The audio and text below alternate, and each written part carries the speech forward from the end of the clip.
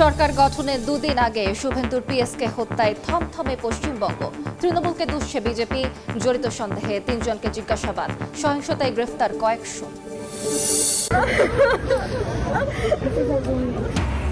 যুক্তরাষ্ট্রের হত্যার শিকার বৃষ্টির জানাজা। অশ্রুসিক্ত ভালোবাসায় সহপাঠীদের শেষ বিদায়। সুষ্ঠু বিচার দাবি। শনিবার মরদেহ পৌঁছবে ঢাকায়। ইরান যুদ্ধ স্থায়ীভাবে বন্ধের সম্ভাবনা। সমঝোতা স্মারক স্বাক্ষরের দ্বারপ্রান্তে তেহরান, ওয়াশিংটন।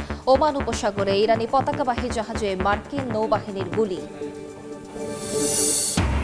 এবং ইউরোপ সন্ত্রাসবাদে চারণভূমি। বিস্ফোরক মন্তব্য ট্রাম্পের। ন্যাটো মিত্রদের বিরুদ্ধে অপরাধীদের অর্থায়নের অভিযোগ। দূরত্ব আরও বাড়ার শঙ্কা বিশ্লেষকদের।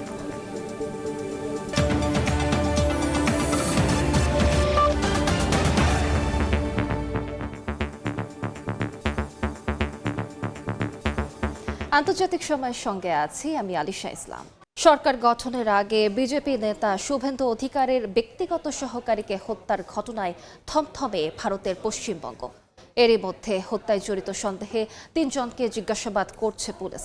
রাজ্যের বিভিন্ন জায়গায় বিজেপি ও তৃণমূল সমর্থকদের মধ্যে সংঘর্ষের পাশাপাশি বাড়িঘর ভাঙচুরের খবরও পাওয়া গেছে। নির্বাচন পরবর্তী সহিংসতার ঘটনায় কয়েকশো ব্যক্তিকে গ্রেফতারের কথা জানিয়েছে পুলিশ। বিস্তারিত জানাচ্ছেন সুব্রত আচার্য। নির্বাচন পরবর্তী সহিংসতায় উত্তপ্ত ভারতের পশ্চিমবঙ্গ। বুধবার স্থানীয় সময় রাতে কলকাতা থেকে ফেরার পথে মধ্যমগ্রামের দোহারিয়ায় শুভেন্দু অধিকারীর ব্যক্তিগত সহকারীর গাড়ি লক্ষ্য করে গুলি করে দুর্বৃত্তরা। এতে ঘটনাস্থলেই নিহত হন চন্দ্রনাথ রথ, গুলিবিদ্ধ হন চালক বুদ্ধদেব বেরা। এই ঘটনার পর রাজ্য জুড়ে থমথমে পরিস্থিতি বিরাজ করছে। হামলায় জড়িতদের ধরতে চলছে সাঁড়াশি অভিযান। এরই মধ্যে তদন্ত শুরু করেছে পুলিশ। নিযুক্ত করা হয়েছে রাজ্য পুলিশের সিআইডি টিমকেও। হামলাকারীদের শনাক্তে সিসিটিভি ছবি বিশ্লেষণের পাশাপাশি বিভিন্ন আলামত সংগ্রহ করছে নিরাপত্তা বাহিনী। হামলায় জড়িত সন্দেহে এরই মধ্যে ৩ জনকে জিজ্ঞাসাবাদ করা হচ্ছে। পূর্ব পরিকল্পিত ঠান্ডা মাথায় এই খুন সংগঠিত করা হয়েছে। গত ২-৩ দিন ধরে রেকি করে একটি ফলস নাম্বার প্লেট লাগানো গাড়ি নিয়ে এটা করা হয়েছে। শুভেন্দু অধিকারীর ব্যক্তিগত সহকারী হত্যার ঘটনায় বিজেপির সন্দেহের তীর মমতার দলের দিকে। তবে তৃণমূল এই হত্যাকাণ্ডের তীব্র নিন্দা জানিয়েছে। নির্বাচন পরবর্তী সব হত্যার ঘটনার তদন্তের আহ্বানও জানিয়েছে দলটি। এদিকে বিধানসভা নির্বাচনের ফল ঘোষণার পর থেকেই রাজ্যের বিভিন্ন জায়গায় বিজেপি ও তৃণমূল কর্মীদের মধ্যে সংঘর্ষের খবর পাওয়া গেছে। পশ্চিম বর্ধমানে তৃণমূলের পার্টি অফিসে ভাঙচুর করা হয়। প্রাণহানির পাশাপাশি বাড়িঘরেও চলছে হামলা ভাঙচুর। 15 বছর মানুষকে যারা অত্যাচার করেছে, আমাদের উপরে যে অত্যাচার খুন খারাপি করেছে, সেই মানুষের মধ্যে কিছু ক্ষোভ আছে, এটা বেরিয়ে গেছে। কোনো হিংসা অত্যাচার চলবে না। রাজনৈতিক সহিংসতার ঘটনায় এরই মধ্যে কয়েকশো ব্যক্তিকে গ্রেপ্তারের কথা জানিয়েছে পুলিশ। রাজ্য জুড়ে চলা সহিংসতা থামাতে মোতায়েন করা হয়েছে বিপুল সংখ্যক কেন্দ্রীয় বাহিনী। এদিকে পশ্চিমবঙ্গে প্রথমবার সরকার গড়তে চলেছে বিজেপি। বিধানসভায় দলনেতা ঠিক করতে দফায় দফায় চলছে বৈঠকও। পশ্চিমবঙ্গের মুখ্যমন্ত্রী পদে সবচেয়ে বেশি আলোচনায় শুভেন্দু অধিকারী। রাজ্যের গত কয়েক বছর ধরে তিনি বিজেপির প্রধান মুখ। ভবানীপুরে মমতাকে হারানোর পর তার মুখ্যমন্ত্রীর এই দাবি আরও জোরালো হয়েছে। সুব্রত আচার্য, সময় সংবাদ, পশ্চিমবঙ্গ, ভারত। ভারতের বিধানসভা নির্বাচন পরবর্তী অবস্থা নিয়ে আলোচনার জন্য স্টুডিওতে আছেন সহকর্মী ওমর ইনান। যাচ্ছি তার কাছে। ইনান, আপনাকে স্বাগত। ধন্যবাদ আলিশা। ইনান, আমরা যেমনটি জানি গতকাল শুভেন্দু অধিকারীর পিএস এর হত্যার ঘটনায় উত্তপ্ত হয়ে উঠেছে পশ্চিমবঙ্গের রাজনীতি। এ বিষয়ে আপনার কাছে সবশেষ আলিশা, আপনি জানেন যে পশ্চিমবঙ্গের যে বিধানসভা নির্বাচনের ফল প্রকাশের পরেই কিন্তু আসলে উত্তপ্ত ছিল গোটা রাজ্য বলা যায়, এবং বিভিন্ন জায়গায় আমরা সহিংসতার খবর পেয়েছি। আপনি জানেন যে গতকাল পর্যন্ত 4 জন নিহতের খবর আমরা বিভিন্নভাবে পেয়েছি, এবং বিভিন্ন স্থানে তৃণমূল এবং বিজেপির মধ্যে ধাওয়া পাল্টা ধাওয়া, আঘাত, ঘরবাড়ি ভেঙে দেওয়া, এমনকি দোকানপাট ভাঙচুর থেকে শুরু করে নানা ধরনের ঘটনা ঘটেছে। কিন্তু গতকাল সন্ধ্যায় সবচেয়ে বড় আলোচিত ঘটনা আসে, যিনি কিনা মুখ্যমন্ত্রী হওয়ার দৌড়ে এগিয়ে রয়েছেন শুভেন্দু অধিকারী বিজেপির। তার ব্যক্তিগত সহকারী চন্দ্রনাথ, তার উপর তাকে গুলি করে হত্যা করা হয়, যেটি মূলত আসলে সবচেয়ে বেশি আলোচনায় চলে আসে, এবং তারপর থেকে আসলে উত্তেজনা সবচেয়ে বেশি চরমে পৌঁছে। আমরা যদি সবশেষ তথ্যগুলো দেখে আসি তাহলে দেখতে পাবো যে শুধুমাত্র এই পশ্চিমবঙ্গে, আরও তো 4টি রাজ্যে নির্বাচন হয়েছে, কিন্তু সবচেয়ে বেশি আসলে ভয়াবহ পরিস্থিতি এই পশ্চিমবঙ্গে। এবং শুভেন্দু সহকারী হত্যার পর মূলত পশ্চিমবঙ্গ, গোটা পশ্চিমবঙ্গই বলা যায় এখন এক ধরনের উত্তেজনা বিরাজ করছে, থমথমে পরিস্থিতি বিরাজ করছে। এবং বিজেপির পক্ষ থেকে বিশেষ করে বিজেপির রাজ্য সভাপতি যিনি আছেন, এমনকি শুভেন্দু অধিকারী, তিনি বলছেন যে রাজনৈতিক প্রতিহিংসার কারণেই মূলত খুন হয়েছেন চন্দ্রনাথ, এমনটি তারা দাবি করছেন। অর্থাৎ তৃণমূলের দিকেই মূলত তাদের আঙুল উঠছে তৃণমূলের অভিযোগের দিকে। তীর। এবং একটি চাঞ্চল্যকর তথ্য তারা দিয়েছে যে যে অস্ত্রটি ব্যবহার করা হয়েছে এটি অত্যাধুনিক অস্ত্র এবং স্বয়ংক্রিয় অস্ত্র। এটি তাকে ব্যবহার করা হয়েছে এবং 10 রাউন্ড গুলি ছোড়া হয়েছে এবং বেশ কয়েকটি গুলি তার লাগে। তাদের চন্দ্রনাথের মৃত্যু নিশ্চিত করার জন্যই মূলত গুলিগুলো করা হয়েছে। এবং এরই মধ্যে যেমনটি বলছিলাম যে সহিংসতার ঘটনা আসলে ঘটছে বীরভূমের নানুরে, কিন্তু এর মধ্যে ড্রাম ভর্তি বোমা উদ্ধার করা হয়েছে। যখন একই সঙ্গে চন্দ্রনাথ হত্যা নিয়ে আলোচনা হচ্ছে, তার যেই হত্যাকাণ্ড, সেই হত্যাকাণ্ড তদন্তে আপনি জানেন সিআইডি থেকে শুরু কেন্দ্রীয় গোয়েন্দা সংস্থারাও কিন্তু আসলে কাজ শুরু করেছে। আর যেমনটি বলছি যে পশ্চিমবঙ্গ ছাড়াও তামিলনাড়ুতেও কিন্তু এক ধরনের অনিশ্চয়তা রয়েছে। বিজয়ের সরকার, আপনি জানেন যে বিজয় থালাপাতি তিনি সরকার গঠন করতে পারছেন না কেন, সেটিও নিশ্চয়ই আমরা আলোচনায় যাব। তবে পশ্চিমবঙ্গে আসলে এখন পর্যন্ত সবচেয়ে বেশি আলোচনায়, কারণ পশ্চিমবঙ্গে আপনি জানেন যে 9 মে শপথ গ্রহণ করার কথা রয়েছে। তার আগে এখন পর্যন্ত আজকে মমতা 12টায় দুপুর 12টায় মূলত তার সরকারের মেয়াদ শেষ। আমরা একটু সবশেষ তথ্যগুলো জানিয়ে আসতে চাই। তো কলকাতায় আছেন সহকর্মী সুব্রত আচার্য, জানবো সেখানকার কলকাতার সবশেষ অবস্থা, পশ্চিমবঙ্গের সবশেষ অবস্থা। সুব্রত।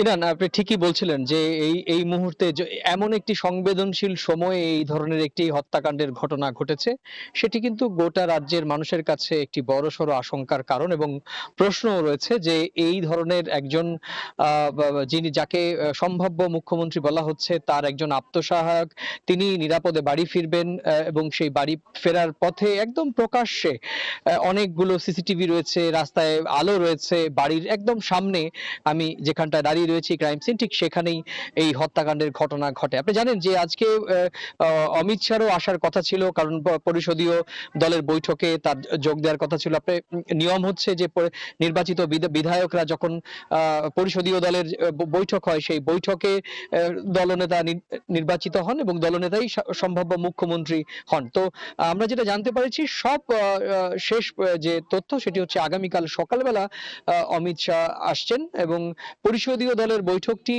সম্ভবত আগামীকাল সকালবেলায় অনুষ্ঠিত হবে এবং পরিষদীয় দলের বৈঠকে পরিষদীয় দলনেতা নির্ধারণ করা হবে। আপনি জানেন যে তার পরের দিন অর্থাৎ শনিবার সকাল 10টার সময় ব্রিগেডে বিজেপির যে মুখ্যমন্ত্রী তিনি শপথ গ্রহণ করবেন।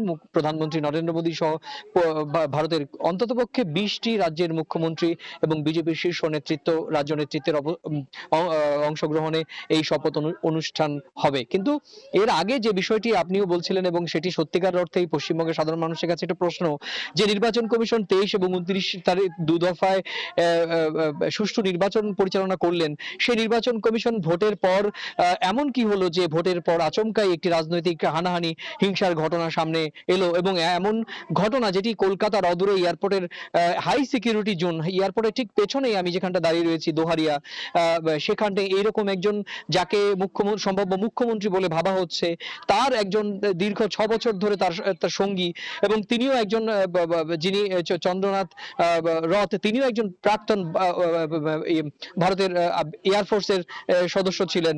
এরকম একটি হত্যাকাণ্ডের ঘটনা এবং শার্প শুটারদের দিয়ে হত্যাকাণ্ডের ঘটনা এবং হত্যাকাণ্ড সংগঠিত করে তারা নির্বিঘ্নে পালিয়ে গেলেন, এটি কিন্তু সবার কাছে প্রশ্নের উদ্রেক তৈরি করেছে। ইতিমধ্যে আপনি জানেন যে সিটের যে সদস্যরা তারা কিন্তু এখানে পরিদর্শন করেছেন সকালবেলা এবং শুধু তাই নয়, ইতিমধ্যে এয়ারপোর্টের পেছনে একটি জলাশয়ের সামনে থেকে একটি বাইক উদ্ধার করা হয়েছে এবং সেটি গোয়েন্দারা বলছেন যে এই বাইকে করেই কিন্তু দুষ্কৃতীরা এসে পরপর গুলি চালান চন্দ্রনাথ রথকে এবং এখনো পর্যন্ত সন্দেহবাদ আততায়ীদের কিন্তু খোঁজ চালানো হচ্ছে এবং এক্ষেত্রে সামগ্রিকভাবে পশ্চিমবঙ্গের প্রশাসন সামগ্রিকভাবে চেষ্টা চালিয়ে যাচ্ছে। তো এই ছিল আমার কাছে ভারতের পশ্চিমবঙ্গে নির্বাচনের ফলাফলোত্তর যে রাজনৈতিক সহিংসতা, সে সংক্রান্ত আমার কাছে থাকা সবশেষ তথ্য।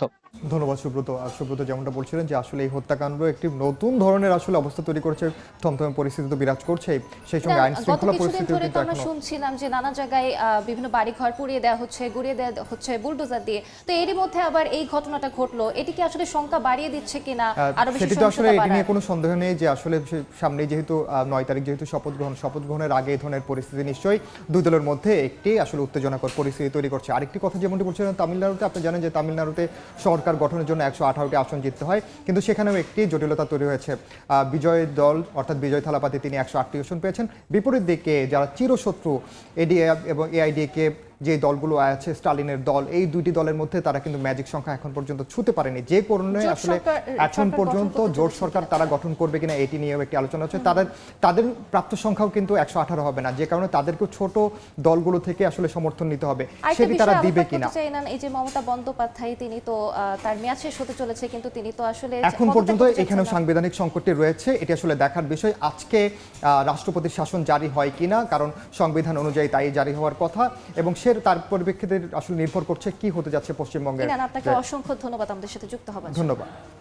আমাদের সঙ্গে আলোচনায় যুক্ত ছিলেন সহকর্মী ওমর ইনান। আন্তর্জাতিক সময় আরো থাকছে। বাংলাদেশি প্রতিষ্ঠান ড্রিম হোম ট্রাভেলসের ওপর যুক্তরাজ্যের নিষেধাজ্ঞা, অবৈধভাবে বাংলাদেশিদের ইউক্রেন ও রাশিয়া পাঠানোর অভিযোগ। তামিলনাড়ুতে সরকার গঠন নিয়ে অনিশ্চয়তা বাড়ছে। বৃহস্পতিবার মুখ্যমন্ত্রী হিসেবে শপথ নেওয়ার কথা থাকলেও প্রয়োজনীয় সংখ্যক আসন না থাকায় শপথ নেওয়া হচ্ছে না বিজয় থালাপতির। ভারতীয় সংবাদ মাধ্যম এনডিটিভি জানিয়েছে, সরকার গঠনের সুযোগ না পেলে আইনি পথেও যেতে পারে টিভিকে। বিধানসভা নির্বাচনে 234 আসনের মধ্যে 108টি আসন জিতে একক বৃহত্তম দল হিসেবে আত্মপ্রকাশ করে বিজয়ের টিভিকে। তবে সরকার গঠনের জন্য দলটির এখনও 10টি আসনের সমর্থন প্রয়োজন। কংগ্রেস এরই মধ্যে টিভিকে সমর্থনের ঘোষণা দিয়েছে। সিপিআই, সিপিএম সহ ছোট দলগুলোর সঙ্গে আলোচনা চালাচ্ছে বিজয়ের দল। ভালোবাসা আর চোখের পানিতে যুক্তরাষ্ট্রের হত্যার শিকার বাংলাদেশি শিক্ষার্থী নাহিদা সুলতানা বৃষ্টিকে বিদায় জানিয়েছে সহপাঠীরা।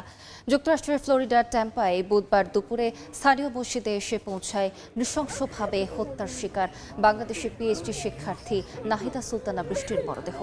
এ সময় মসজিদ প্রাঙ্গণে সৃষ্টি হয় শোকাবহ পরিবেশে।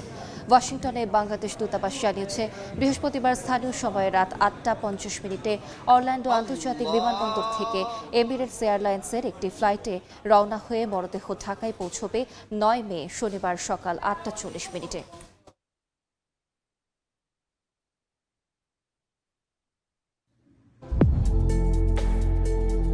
Thai Aluminium. The better is now the best.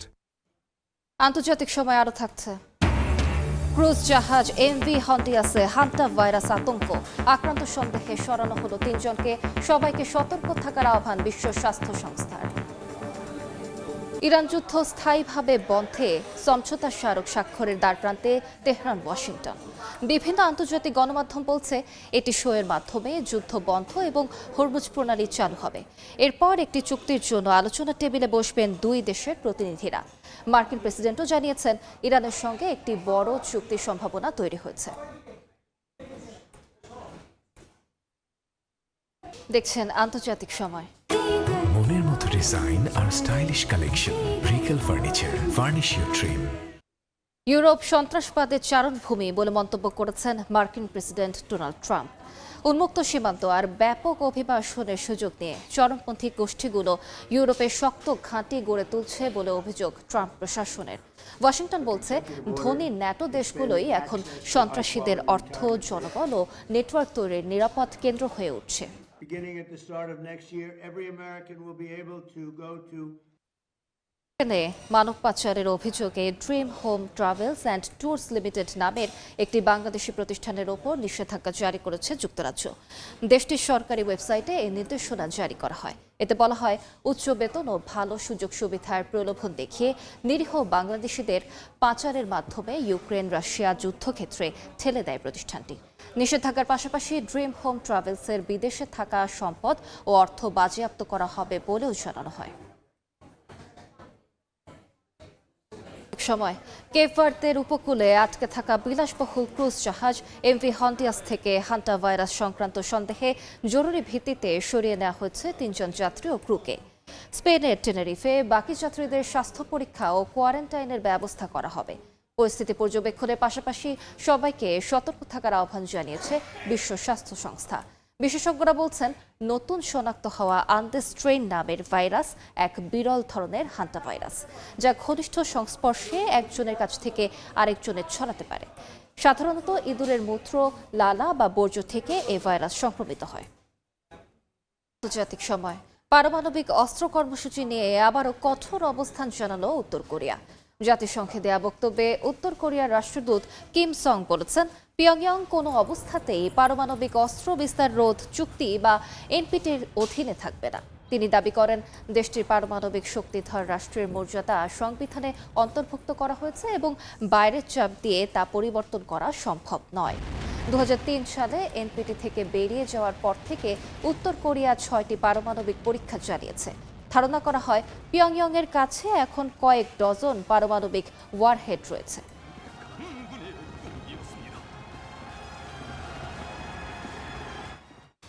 আন্তর্জাতিক সময় শীর্ষ সংবাদগুলো জানিয়ে দিচ্ছে আরেকবার। সরকার গঠনের দুদিন আগে শুভেন্দুর পিএসকে হত্যায় থমথমে পশ্চিমবঙ্গ। তৃণমূলকে দুষছে বিজেপি। জড়িত সন্দেহে 3 জনকে জিজ্ঞাসাবাদ। সহিংসতায় গ্রেফতার কয়েকশো।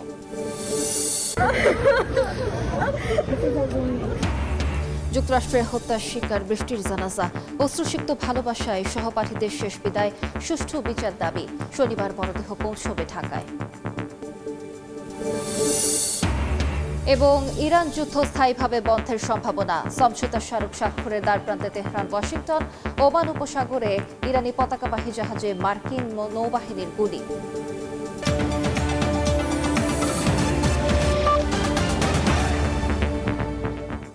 এই ছিল আন্তর্জাতিক সময়। এরপর বিকেল 5টার সময় সংবাদ নিয়ে সঙ্গে থাকবেন ওমর ইনান।